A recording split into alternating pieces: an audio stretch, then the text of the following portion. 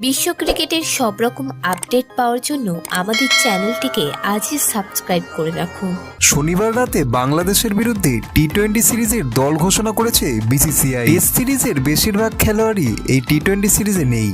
একেবারে young team নিয়ে খেলতে নামছে ভারত। ভারতকে আবারও টি-20তে নেতৃত্ব দেবেন সূর্যকুমার যাদব। তিনি নামবেন 3 নম্বরে। শুভমন গিল, জয়সওয়াল, ঋতুরাজ কেউ দলে না থাকায় ওপেনিংয়ে একটি জায়গা ফাঁকা ছিল। সেখানেও আবার ওপেন করবেন সঞ্জু স্যামসন, তাও অভিষেক শর্মার সাথে। রিয়ান পরাগ, হার্দিক পান্ডিয়া ও রিঙ্কু সিং খেলবেন তাদের নির্দিষ্ট পজিশনে। দ্বিতীয় অলরাউন্ডার হিসেবে কাকে খেলানো হবে তার দিকেও সবার নজর থাকবে। দুই স্পিনারের জায়গা প্রায় পাকা বললেই চলে। যেহেতু ভারত 3টি টি-20 ম্যাচ খেলবে, তাই ঘুরিয়ে ফিরিয়ে সবাইকেই এবার খেলাতে পারেন কোচ গৌতম গম্ভীর।